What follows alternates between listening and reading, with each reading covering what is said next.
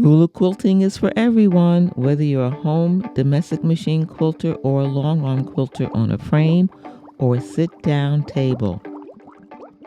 This is part 3 of ruler quilting a star panel. Let's quilt the corner star. This is a 5-star panel. There's the main big star and there's 4 corners with little stars. We're going to use the STITCHLINE ruler to quilt this corner star the same way in every corner. First, let's stabilize this star before we start to quilt an individual patchwork pieces of the star. Now again, this is a panel and I'm stitching in the ditch or in between each square in the 9 patch. If this was traditionally pieced, I would be stitching in the ditch, but it's still a good idea on a quilt panel to stabilize certain areas of the quilt before we quilt it with a lot of quilting, dense quilting, different designs. I'm going to stitch in such a way that I can stitch continuously as much as possible, and I'm using the channel to help me control and place the needle in between each of the 9 blocks. I'm using blue thread and I want to make sure I don't stitch on the red or on the yellow, and the STITCHLINE ruler is going to help me with that. I'm using the reference line on the channel, which is at the top of the groove. There's a line right in the middle of the channel on that curve at the top, and I'm using that to help place the ruler in the right place so I can stitch where I want to stitch. Once all the lines or seams, pseudo seams, right, are stitched, then I can start stitching individual designs in each of the 9 patches. I'm only going to stitch an additional design in the blue squares. I'm going to leave the other squares alone. I will stitch a curvy design in the yellow section, so make sure you stay and watch that toward the end of the video. So now I'm using the curved side of the ruler to create a petal on a diagonal inside of the blue square, and I'm going to repeat this same petal in all 4 corners. Now, using the edge of the ruler against the foot, I'm going to stitch some radiating lines from the corner, stitch up and then stitch back to the corner. I'm going to do this twice on either side of the petal. This creates framing for the petal and a little extra interest, which I like. Is it necessary? No, but it's a chance to be creative.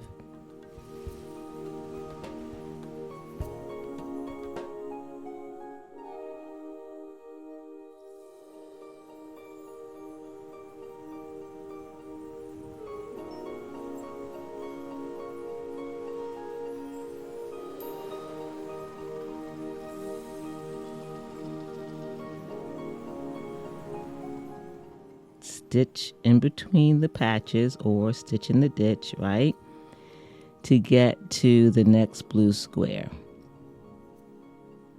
And I'm going to repeat the same pattern. I'm going to use the curvy side to create a petal and then put 2 straight lines on either side of the petal.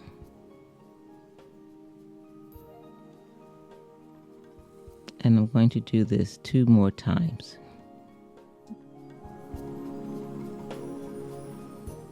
Do you want to join the 5-star quilt along? You can get the fabric panel. There are several options, different color options. Just check the YouTube description below the video for information on how to get your 5-star fabric panel. Do you like the STITCHLINE ruler? The STITCHLINE ruler is also available. It's available for long arms and home sewing machines. Check the YouTube description below for information.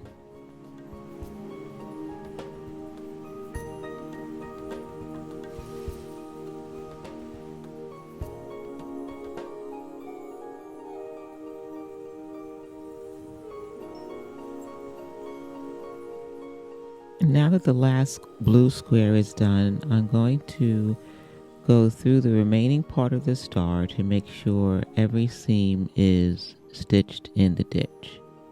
And we can use the channel or we can use the edge of the ruler like I'm doing here.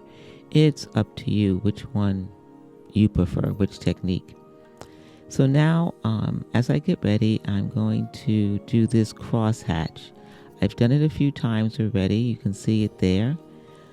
It's a curvy crosshatch, so we're going to use the curved side of the ruler to make this beautiful curved crosshatch. And it's easy to do. We're going to go from corner to corner, just like we've been doing with each of the blue corners for the first wave or curve of the crosshatch. Once we do that, then all we have to do is stitch a little bit up along the edge of the square and then position the ruler using the first reference line to create the 1/2 inch echo. And I'm freehanding the repositioning of the foot until that reference line at the top of the curve, the first one, is sitting on top of what I've previously stitched. And I'm going to do this all the way up to the corner.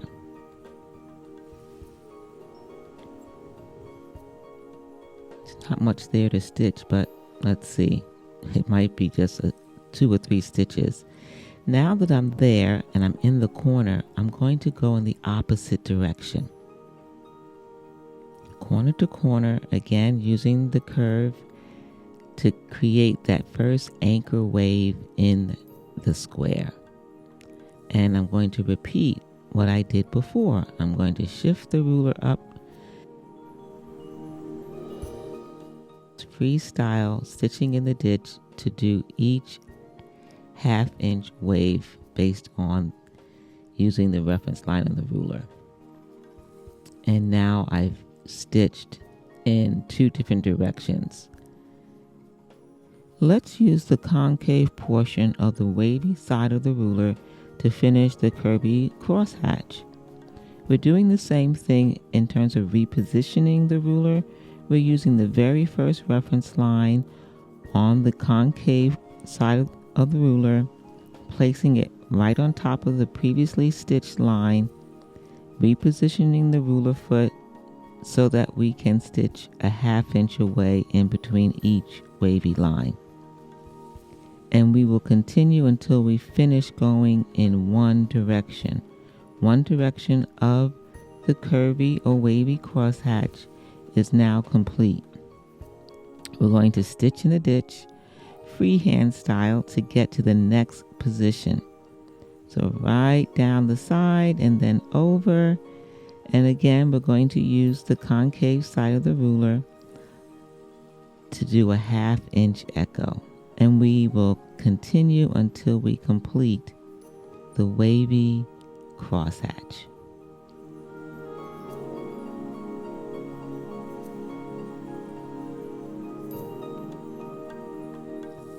Curvy crosshatch is almost finished. I used contrasting thread. If you're new to curvy crosshatch, use blending thread. Blending thread would be a yellow thread where we would only see the texture. We wouldn't see the thread color. She looks pretty good. I like it. Use this as an opportunity to play with thread. If you're adventurous, try contrasting thread. If you want to play it safe, use blending thread. Next, we're going to change the foot to a free motion foot, and we're going to stitch in some of the blue areas of the star. I decided to stitch a simple stipple stitch. most can do a stippling stitch, or also known as a meander stitch. This is a small area. This is going to help you with your fine motor skills. If you need practice, I recommend you get another quilt sandwich before you start stitching on your quilt. Small quilt sandwich, draw a square, draw some triangles, and see if you can stitch small stippling or small meander. It does take practice. If you're using a stitch regulator like I am, I did set the stitch regulation to a higher stitch count per inch, 11 stitches per inch. Notice how I planned my stippling direction to make sure I filled the triangle and would end up at the point so that I can now stitch to the next triangle. So that's what I'm doing here. I'm stitching in such a way that it does look random, which requires practice. Then I'm also stitching in the direction of that very narrow point in the triangle so that I can just proceed to the next triangle. And then I repeat until it's done. Do you want to join the 5-star quilt along? You can get the fabric panel. There are several options, different color options. Just check the YouTube description below the video for information on how to get your 5-star fabric panel. Do you like the STITCHLINE ruler? The STITCHLINE ruler is also available. It's available for long arms and home sewing machines. Check the YouTube description below for information.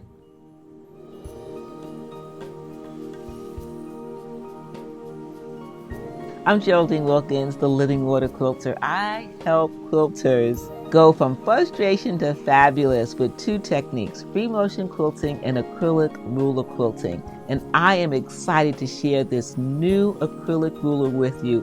It is an essential ruler to help you master straight line quilting, whether it's straight line with a straight edge or straight lines with the channel, which is fantastic for stitching in the ditch. But that's not all it can do. It can do a whole lot more, and I'm going to show you.